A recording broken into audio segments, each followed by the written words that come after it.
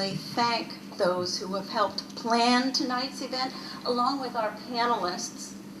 I especially want to thank Barbara Ritter, Susan Evans, and Latha Thompson. I also want to thank Jackie Ludorf, Laura Mayer, Rita Popper, Judy and Barry Schneider, David Rosenstein, Terry Slater, Elizabeth Ashby, Michelle Birnbaum, and Will Sanchez. Thank you all for helping to make tonight possible, and thanks to all of you in the audience for being here tonight. Now, let's start our panel discussion. Our topic on the commercialization of parks will be divided into 3 roughly 20-minute segments. These segments include, first, the broad theme of private or corporate sponsorships of events in the parks, followed by the more focused topics of commercially sponsored art and cultural events in the parks and malls, and finally, concessions in the parks. Now, to start us off, I'm going to ask Richard Ropiak of Community Board 3 a question, but from there, let's have a free-form discussion among the panelists. Whenever you want to speak, just quickly indicate with your hand and you'll be recognized. So jump into the discussion, but please keep all comments to 3 minutes or less, and they will be timed. Okay, Richard, in your community board's district, have there been private or corporate sponsored events in recent years? And if so, which of these were popular and which were not? Most of the corporate sponsored events within Board 3 have to do with block parties, but not block parties the way that the city defines them. There's a separate category for the corporate sponsored events. National Football League will come in and they will sponsor an upgrade of that local playground. From our point of view, that's not necessarily a bad thing. Sarah Roosevelt Park had an upgrade. We had a Nike logo with a little swoosh put on the playground. We got an upgraded ball field out of that. Is that swoosh a bad thing? We didn't necessarily think so. It's not necessarily in the same category. You may experience the same things. We have the Urban League coming in, and we thank those folks very much for the work that they do. They came down and they've done several parts in our neighborhood. Painting, removing rust, upgrading areas, planting gardens. It's not necessarily in the vein of requested from the Parks Department for many years, upgrades to our parks. Everybody knows what their budget is like. It is small and getting smaller. From our point of view, we did get some improvements to some of our local parks. What the Midtown boards need and what their issues are, I'm sure you're going to be hearing a slightly different perspective than that. In Washington Heights and Inwood, we are extremely lucky that probably the finest champion for parks in the city council was Stanley Michaels. And he made sure that a lot of public resources went to Upper Manhattan parks for many reasons, not the least of which is there are so many Upper Manhattan parks.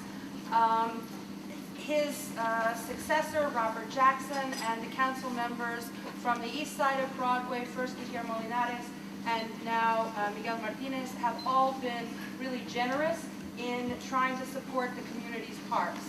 We also enjoy a tremendous wealth of grassroots, pun very much intended, friends of organizations for not just the obvious ones like Fort Tryon Park, but every dog run has a dog owners group. We've got friends of groups for parks large and small, and in the case of Highbridge Park, which is a linear park, there are separate friends of groups for different areas. They cut across economic lines, social lines, ethnic lines. So there's tremendous energy within the community of people working together in and for parks and the health and cultural benefits that flow from that. As a result, parks are very much on the public agenda. There is not a public meeting that I have ever attended, and I attend many of them, as do most of us, where parks haven't come up. There's a lot of discussion. We do not always agree with each other, and we often, as a community board, do not agree with the Parks Department. But we tend to have very good communication with the Parks Department so that we can argue and advocate for our community. And that back and forth, I think, has been really key to the success of the community and enriching its parks. Joe? Community Board 5's parks outside of Central Park are small park spaces, such as Bryant Park and Madison Square. Small, however, world-known destination spaces. They are the home of several commercial-oriented events every year. We get things ranging from big corporate sponsored events such as the U.S. Open viewing of the tennis games that happens in Madison Square Park every year, which we've worked diligently with the applicant every year that it's occurred, and we voted up and down on this. It has varied. But we've worked with them to improve these events so that the neighborhood is not suffering with the noise. Those that are not interested in tennis necessarily are not as objecting as much. We have events that have, some public benefit, such as Big Apple Barbecue. Problems arise, though, that these become popular, more and more popular every year, are drawing in more people. Maintaining the park space is a problem. And then we've got events such as product kickoffs we've been seeing a lot of lately.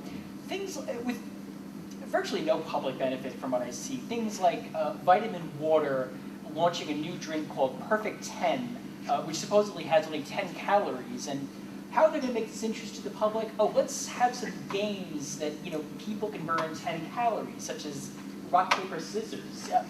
We don't see much interest here, much of an interest. One thing, however, with the bigger corporate events, though, some benefit to the citywide parks that are not as popular and are not as well funded as Bryant Park and Madison Square. There are some very large contributions that will go into the general fund for the city. This is something we need to evaluate on every single special event application that comes to us. Thanks. I'm being with the Community Board 8 and the Parks Committee. I would say basically a very strong necessity for working in our parks is to have the cooperation and the help of the Parks Department. For the 35 years that I've been working, first in Carl Schurz Park, then as a founding member of St. Catherine's, and now on the Community Board, we have always had the ear and the help of the Parks Department. I'm using Carl Schurz because I go back to that. In the fiscal crisis of the 70s, the park was a disaster. It was a drug den. Nobody cared. We contacted the Parks Department, Gordon Davis, I think at the time, and said that we would raise the money to restore the dead cherry trees if they would let us. It had never been done before, but they did let us. And that led to a partnership that extends to this day, where I think we raised about in average about $4 million from our various elected officials, from our public, and we were small grassroots then. We weren't the big organization it is today. Oh, I'm sorry. Okay, thank you, Michelle. We were a small grassroots organization, and we were not the big organization we are today.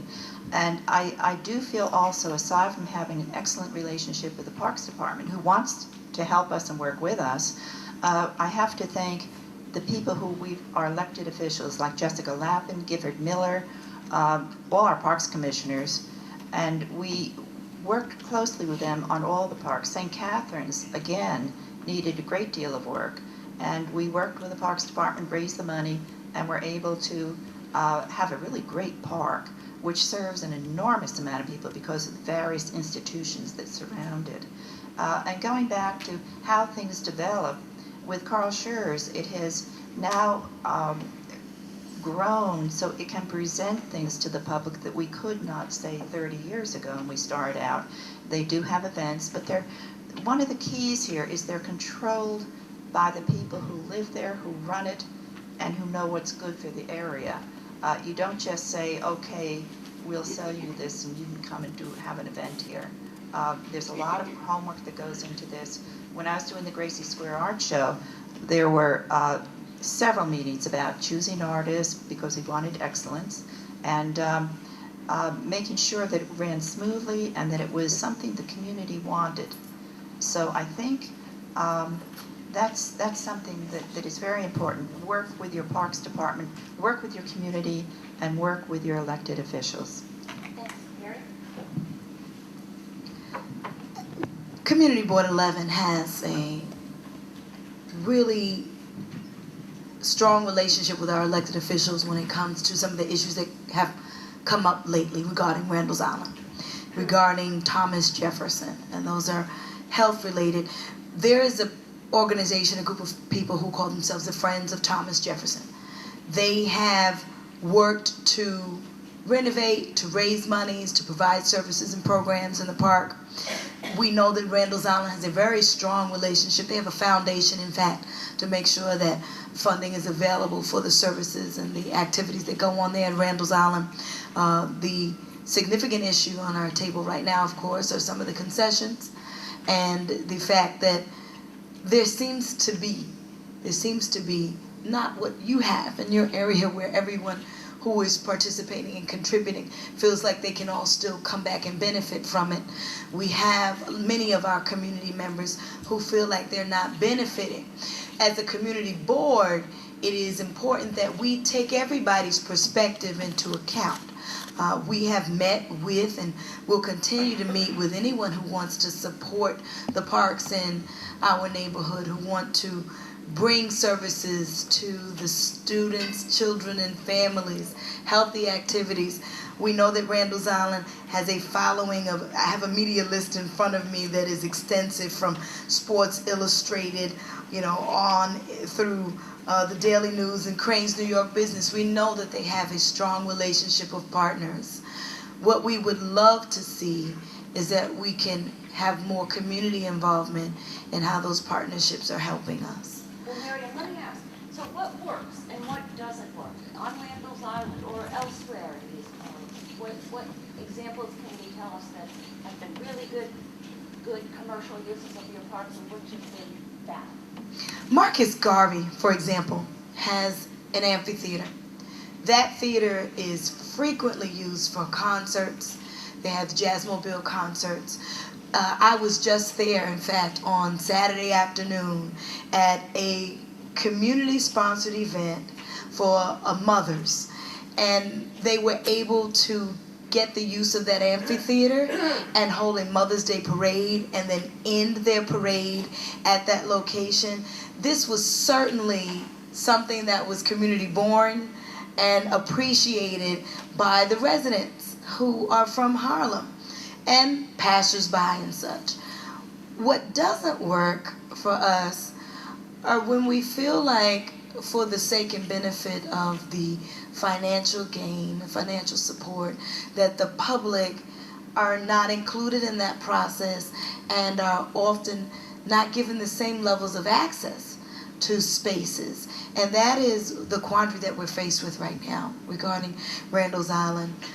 There are some people who are considering that the implementation of the tennis concession, we expect that there are going to be magnificent tennis courts there. We've been told that we could expect John McEnroe to come, that we can expect, many famous sports legacies to attend the tennis courts, but we have people in Community Board 11 who are very concerned about whether or not the public processes of land use were followed to the letter degree.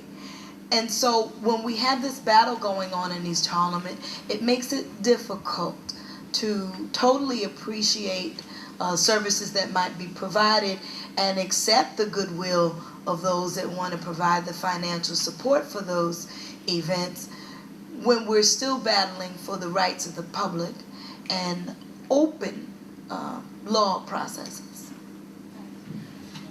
Yes. Yes, I was actually going to pick up on that theme of community use. In Chelsea Park, park that we have in our district that has a lot of ball fields, we have a similar situation in the sense that the organized leagues get in there and basically take up all the prime time. And so it means that a lot of community youth groups and neighbors can't use those ball fields, or if they if they want to use them at 6 in the morning or, really horrible times, then that's about the only time they can. So it would be nice, and I realize it's a balancing act. You have these organized leagues that reserve the fields far in advance. They have the right to use them, but it would be nice if we could have some, set aside, or sometimes that local groups and local youths could use the field as well. So it's a similar situation. We actually, Well, let's hear from Gary and then Elizabeth. Okay. Basically, as I said before, our parks are mostly neighborhood used, and we don't have outside generally corporate events. But as I said before, we have the UN Park, so Dag Hammarskjöld and Ralph Bunche Park are used for the demonstrations. And most of the other uses in our parks are by the local neighborhood friends group, such as the Friends of Dag Hammarskjöld has an annual birthday party for Katharine Hepburn, and it's going to be this Saturday from 1 to 3, so everybody in here is invited. There'll be cake, birthday cake for Kate, and the Friends Group's plans to show movies. an issue, it doesn't have the same kind of impact as what's happening on Randall's Island, but we do have an issue with crew on the Harlem River. The Peter J. Sharp Boathouse is subcontracted to, the crew operation is subcontracted to the New York Rowing Association by the New York Restoration Project, which is a not-for-profit organization, much like the Central Park Conservancy, that supports all of the Upper Manhattan parks. There's not a lot of public access through the Peter J. Sharp Boathouse to crew on the river. In fairness, the Peter J. Sharp Boathouse was constructed with not with public funds, so the fact that it is less used by the public seems fair in a way, but it does start to get a little, if you will, Randall's Island-ish. However, understanding that access to the waterfront is really important to people in Washington Heights and Inwood, the Parks Department did build 5 street-end parks at 20, 2nd, 3rd, 4th, and 5th Streets, and there are canoe put-ins at 2 of those parks. There is a concession that's going to be let for another water-based recreation facility on the East River. I don't know when that will be happening, but that's soon. We've got a canoe club on the Harlem River. We've got a marina where making sure that public access and free access to the water was part of the concession. So the Parks Department heard us when we were screaming about wanting access to the water. The other thing with baseball, very popular in Washington Heights. We do have a lot of league activity, but we do have lotteries for personal use. You pay, I don't know what a permit is, but you can actually get a permit to have a baseball game, and there are times when the ball fields are available for pickup games, and fortunately for us, we do have a lot of ball fields. So come north. We are from the west side, from 59th Street to 110th, and from the Central Park to the Hudson River. I just wanted to say, actually you can start on the east side, go around the tip of Manhattan, and then end up somewhere near, if not Albany, way above where we are. And so we get a lot of through traffic. We get a lot of people who are biking, rollerblading, walking, and some are biking too fast, some are commuting, some are recreational on the weekends and during the weekdays. And along the Hudson, and it's terrific that you can do that now without being in traffic all the way, but the result is that we recognize that people who are out doing that kind of recreation and that kind of traveling have needs for some services along the way. Many of those services are provided in the Hudson River Park or in Battery Park or all the way up, but I think we're starting to see, we're working on a permanent cafe now at 70th Street in the new Riverside South Park, and we have a cafe very successful at the Rotunda at 79th Street. And I think we're increasingly seeing that we're working with the Parks Department on concessions that serve not just our community, but serve the whole community that goes up and down the Hudson and the Greenway. The second thing I just wanted to refer to that came up earlier, just real quickly, is every time we have a discussion about parks concessions, the issue comes up of what happens to the money. And most people on our board, even if they've heard it many times before, are shocked each time to learn that concession money doesn't go to support the particular park for which the money is being raised, nor the Parks Department, but with limited exceptions goes into the city's general funds. We've often over the years thought about trying to initiate legislation on that issue, but we're by no means of the same mind as to whether it's even a good thing or a bad thing that the setup is as it is. But I know it's a topic that I think bears a lot of discussion and consideration by all of the boards and our legislators. Now, what we're going to do is, hold on a second. We're going to focus on commercially sponsored art and cultural events in our parks and malls. From the Gates in 2005 to Bon Jovi last summer, we've certainly seen plenty of these events, big and small. In fact, just this week, we've learned about another big hoopla. Starting this month, you may have heard that the show Good Morning America will use Rumsey Playfield in Central Park for the morning taping of its summer concert series. The public will be allowed to line up as early as 6 a.m. to get in to see these tapings of big stars like the Jonas Brothers and Jamie Foxx. But here's the clincher. Our Community Board 8 had to learn about this arrangement by reading it in the newspapers and by getting a call from the Central Park Police. So it seems there's become an even more pressing need to discuss our views on commercially sponsored cultural events in our parks. And when I think about cultural events in our parks, the first thing that came to mind was our Randall's Island Cirque du Soleil event. And I would say that there's certainly concerns when it comes to Cirque du Soleil because many of the residents that live in East Harlem, particularly the surrounding community, those who live in the public housing developments that look over and see the tent and might want to go, really can't afford to go. We recognize that. We know that it's giving an opportunity for other people from other places who are supporting Cirque du Soleil to come and have that experience at a park location. It exposes them to Randall's Island and might even, raise some revenue for Randall's Island. We get that. But it's a little disconcerting when you have Cirque du Soleil, but we used to have hip hop under the big top. And for some reason, they can't operate there anymore.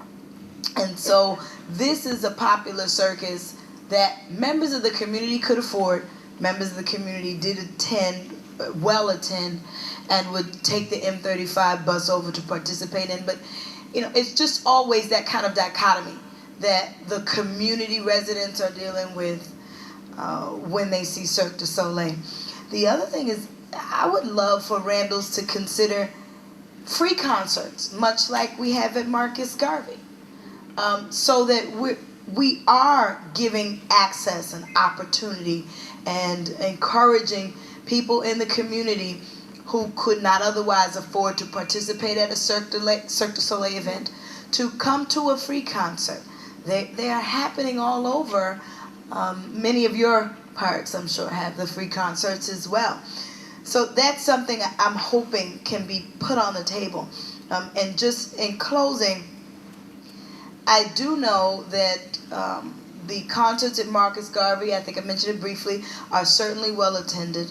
I would love to see them continue. We know that we have other issues such as crime, such as safety, that goes on in the surrounding neighborhoods that sometimes impact people's pleasure opportunities in our parks locations. And I wish that there were a way to, partner better with our safety agents, with our parks rangers, with our community residents even, to make sure that these services, once they are made available, once these cultural opportunities are given to us, that we benefit from them and that we don't see them taken away because of one small incident or one negative occurrence. And I'm sure I can follow up later. We don't have a lot of the kinds of corporate sponsored events that seem to be a tremendous issue in some of the other parks in Manhattan, many of the other parks in Manhattan. We have a number of homegrown events that enjoy community sponsorship, so that's, that winds up being done in partnership with the community. We do have a lot of filming in our parks through the Mayor's Office of Film, and that's brokered actually not by the Parks Department, but by the Mayor's Office of Film, Theater, and Broadcasting. We've had different kinds of issues with that, but in general, the Parks Department has actually been pretty good about arguing for the community with the mayor's office, and taking the community's side on not beating up on the parks, on making the production companies be a little more generous with not only whatever licensing fee they're paying to the mayor's office, but in saying, here are some friends of groups of this park, you should make a donation to these local community organizations in consideration of the inconvenience that you're causing in the community. So that's actually been helpful. The one place where we did have just an unambiguous nightmare were the concerts at the former Dyckman Marina. This was a big moneymaker for the concessionaire. They were very well attended. We had thousands of community complaints. Ultimately, the police department, the community, and the parks department worked together to shut that concession down. And the principal of that concession is actually in jail on federal drug charges, which of course is part of the problem.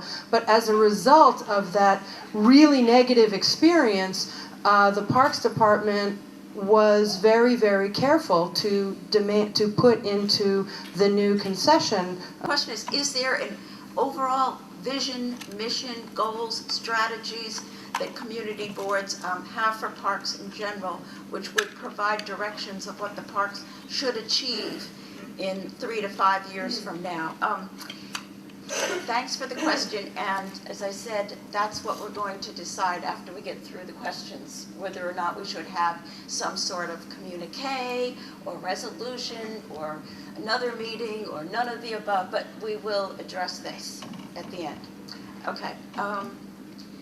Is there a standardized process for commercial efforts to apply for use of a Manhattan park? I'm going to ask Bill in a second that. If so, who are the touch points and what are the criteria for approval? Bill, could you help us with that for a second? Question again is there a standardized process for commercial efforts to apply for use of a Manhattan park? Hi, I'm Bill Castro. I'm the Manhattan Parks Commissioner. It's good to see everyone here. The way we, thank you. I wasn't introduced earlier, but so you flushed me out. But we've been sitting here listening just as you have. There are two main ways. They're publicly advertised. There's a request for bid or a request for proposals. And the request for bid typically is more a financial consideration. You know, what's the highest bid that you get for something? A request for proposals generally allows for a broader understanding and rather evaluation of what you would get as a proposal, looking at the types of experience, etc. So it's not just, you know, what's the highest bid. It could be on other considerations, and that's the general thing. But it's what you would expect. You do these, you see them in the newspapers and other places publicly advertised, and that's generally how we do it.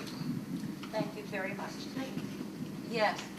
I asked that question, and I was really thinking of the flip side. If I wanted to, for instance, introduce a new product, and I've never been working with parks or anything, but I'd like to use a park, is it clear that I go to the Parks Department and then I go to the community board?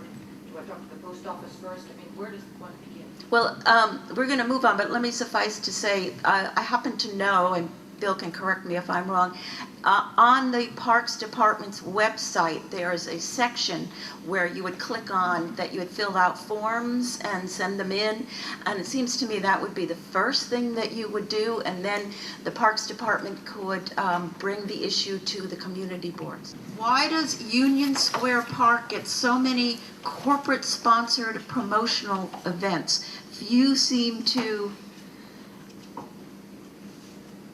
I think it's be valued by the public. Some are giveaway products. Couldn't agree with the nature of that question or statement more.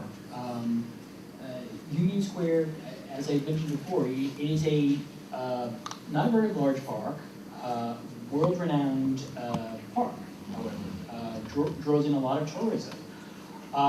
Yes, corporate sponsors definitely want to have events in Union Square because of the flow of people that come through Union Square. It is a major transportation hub under Union Square.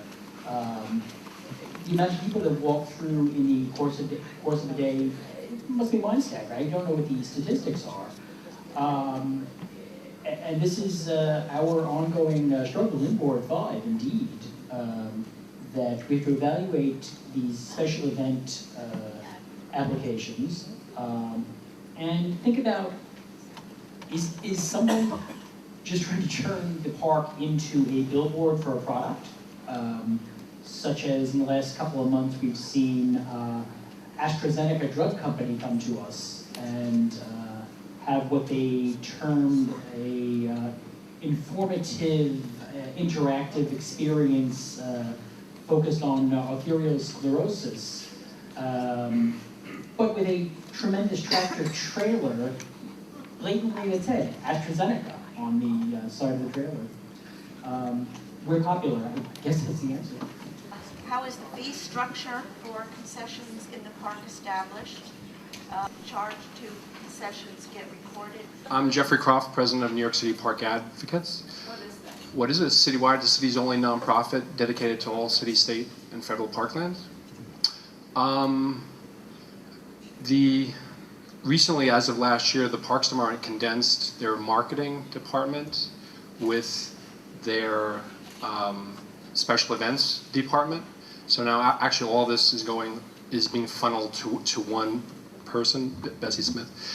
As I understand it, the way the city goes about it, as Bill said, he's correct, it does go out for an RFP or RFQ, and the city tries to get as much money as they can for an individual piece of property. So that is advertised, and then bidders get a chance to wait, they get to put, and it's sealed by law. So those decisions as far as how much a concession brings in is determined at that stage. And then also the Parks Department, the Parks Commissioner has say over that as well. Your second question is where the money goes.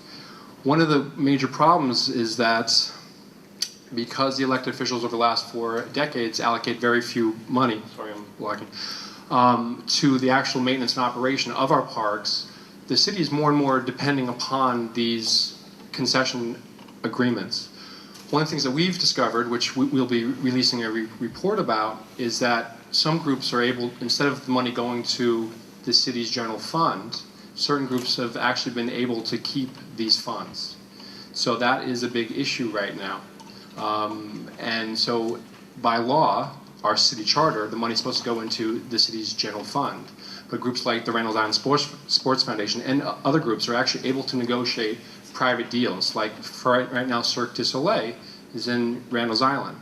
A fee, the Randall's Island Sports Foundation is actually getting a major amount of money for that, while other parks, and there are other parks that house circus events, don't get that money. So that's a big issue because it creates a 2-tier and 3-tier park system, whereas certain parks are getting dedicated maintenance and certain parks aren't. So the money is going generally into the city's general fund. Okay. I'm not refuting that the Randall's Island is getting a portion of the Cirque du Soleil. What I'd like to bring back to your attention is that Universal Circus is not able to put forth the same amount of fee, and so they're not there. And Universal Circus was providing that entertainment for people at a more affordable rate, and we were not able as community members to argue on their behalf that they get to stay there. So while it is the point of view that this is a good and great thing, that you can use some of the money and keep some of the money in the park where the concession is located, if the people don't have any input as to what concession it is, it may not even be a concession that's enjoyable or usable or accessible to the residents who actually live there. The money could be servicing the park, though, could make the park better.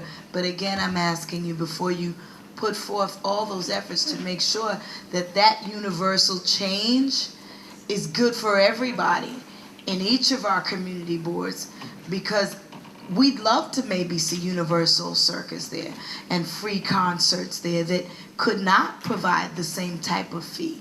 And a law or any change in legislation like that that's blanketed might not work well for us, you know, per se. Community Board 5 voted almost unanimously to approve a private restaurant in Union Square Park. What do you think? I was the only one to vote no.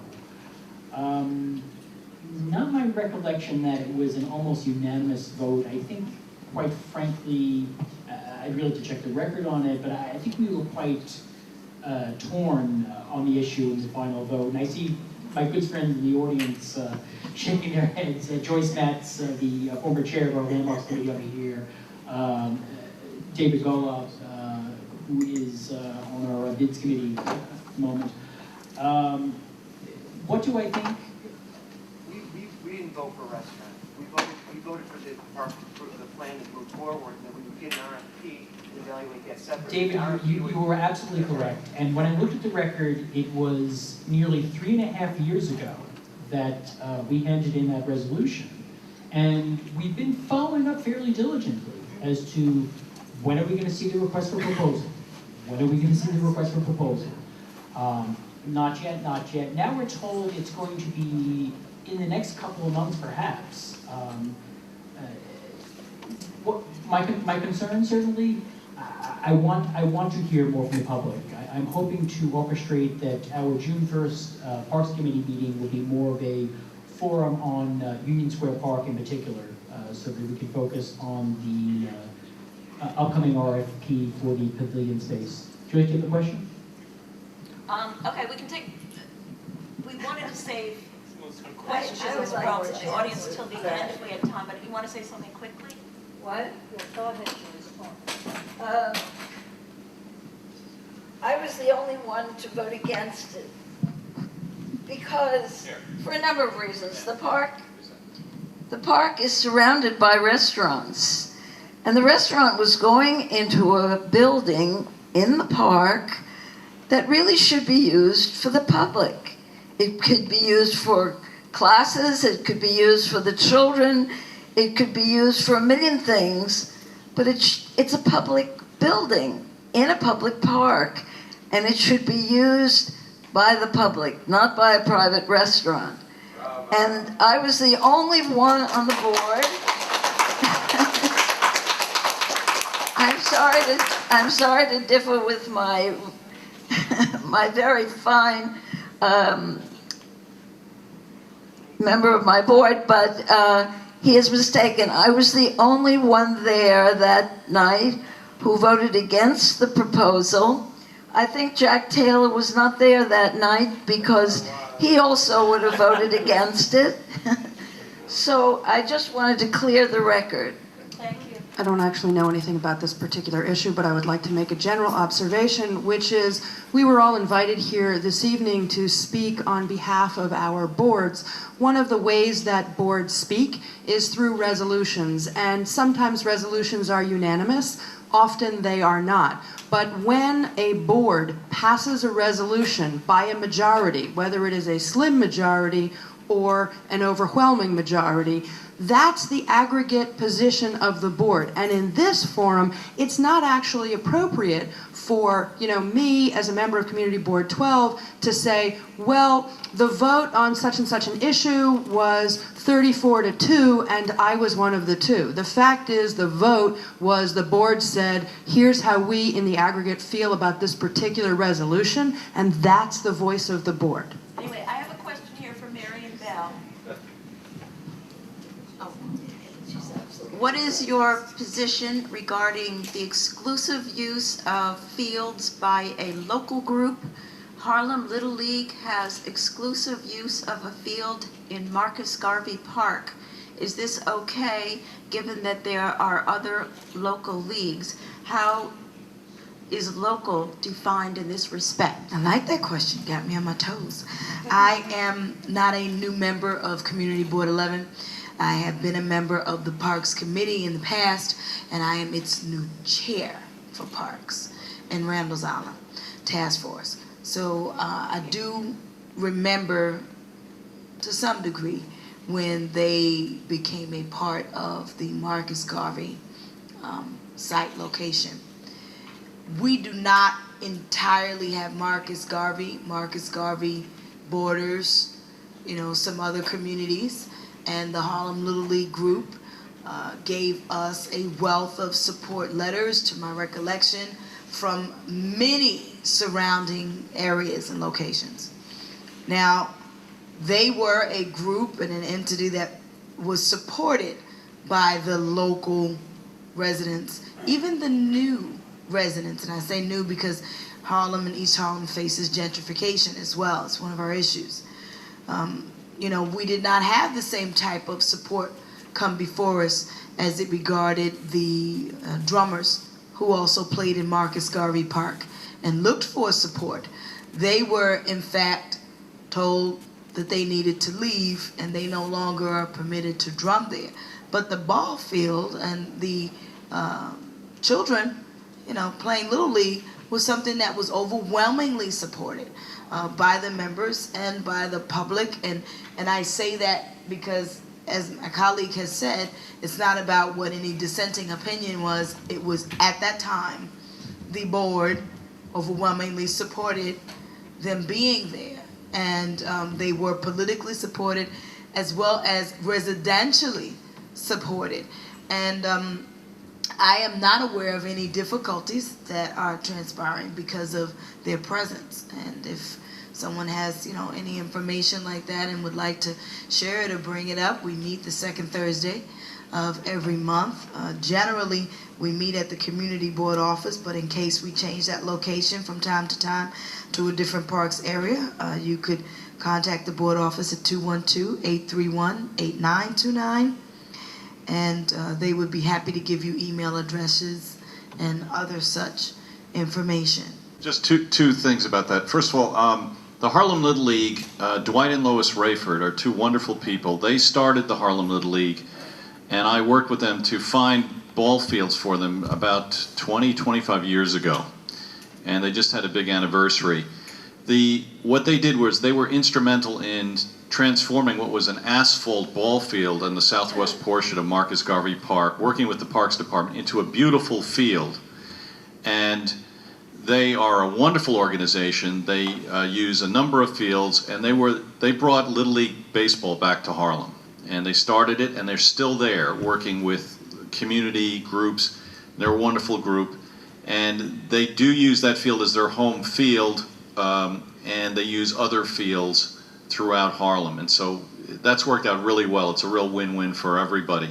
In terms of the drummers, no one tried to get them out of the park. They, in fact, are there. In fact, I worked very closely with the drummers and the community, and it's worked out beautifully. We created a drummers circle for them, not far from where they had been in the northeast part of the park. It works out very well. They're happy. The community in general is very happy, and that was another win-win, and it worked out extremely well. And we also have meetings, and we bring the police department together, our park rangers, the community, our elected officials, community boards invited, and the friends groups, obviously, to work out and discuss a variety of issues for improvement of the parks. We do this all over the place, at St. Nicholas Park, Morningside Park, Marcus Garvey Park, Jackie Robinson Park, Highbridge Park, Stuyvesant Square Park, Sarah D. Roosevelt Park, and we can add these on. And it's really a good system, and we work it so that we're working with the community. This is over and above any community board, Parks Committee meetings, and District Service Committee meetings, which were also obviously very good. Thank you. Just wanted to say that. New York Roadrunners Club now caps their most popular running events, such as the Mother's Day run. Is this lost revenues because of capping the number of runners? Runners love moms too. Races. New York Roadrunners. And we, to answer the question about capping, yes, we've worked very closely with the Parks Department on capping our races that we hold in Central Park, and we do a number of races each weekend.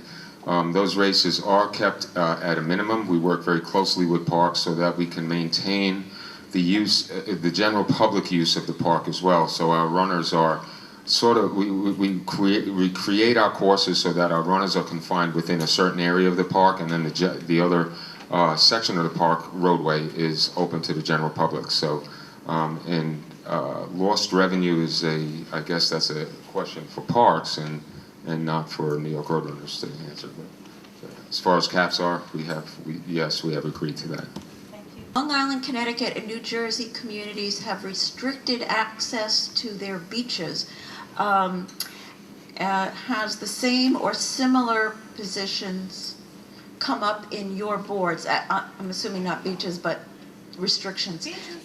Oh, okay, hold on one second. And let me just, and as a parks user, I find myself unable to use parks when there are concerts overwhelmingly attended by non-Manhattan residents. Now, those would be beaches the length of these tables, but we do have, we have a lot of waterfront footage, and we do have a couple of beach areas, one in Inwood Hill Park, just north of the concession for the Dykeman Cafe and Marina. And one of the things that's in the concession agreement is, although the beach is public Parks Department property and not part of the concession, we're sticking it to them to make sure that they help clean it up and that they put some picnic tables and chairs there. There's also the very small beach area in Fort Washington Park, south of the Little Red Lighthouse in the Mid-Park cluster around the 160s.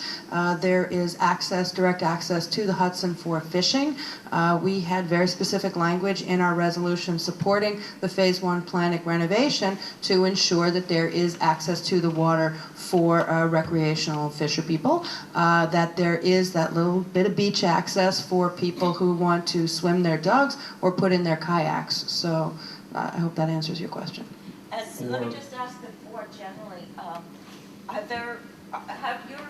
has your community complained about not being able to get into parks when there are big concerts or events or fashion week? Not an issue for us. First Marion's going to talk and then Jeff. Yes, and then also yes, but not a beach. We have had members of the community come and be very vocal, particularly at full board meetings and in writing and on their websites and blogs about not being able to access spaces. Again, yes, on Randall's Island. Please don't think that I'm only in love with Randall's Island. It's just that it's a big issue. And in particular, one event was mentioned. It was the Mayor Bloomberg, who had a private affair there, and there was some private security that were preventing people who were trying to walk the expanse of the island from going into that area as that event was going on. I also know that in the Conservancy Garden, there's often a luncheon type fundraiser, which is a private affair as well. I know that funding helps to, really care for the Conservancy Garden. I do not know if that event with the mayor had anything to do with the maintenance or caring of Randall's Island at all, if it was totally private. I don't have that information. I do also know that when people feel that they don't have access to the land, when they feel that they are shut out, it doesn't make it a win-win for the community. I am really proud and happy to hear that Commissioner Castro has met with the drummers and that they have a drummer circle area. That's great news. It's one that wasn't given, news that wasn't given to me directly, I guess, as the committee chair. We have some other issues that are on the table that I'm hoping we get some feedback on. We've sent letters to the Parks Department, maybe about 6 or so, and we're waiting for responses on those about some of the other parks that I love, other names like the Harlem River Park, where we, have a dog run proposal out, and we want some assistance with that. And we have a lack of access because people are bringing their dogs to the park and there's no place for them to be, so seniors feel that they don't have the opportunity that they're kind of shut off, but it's residential use. So I look forward to an improved relationship of feedback and forth with the Parks Department and response to our letters that have already been given in.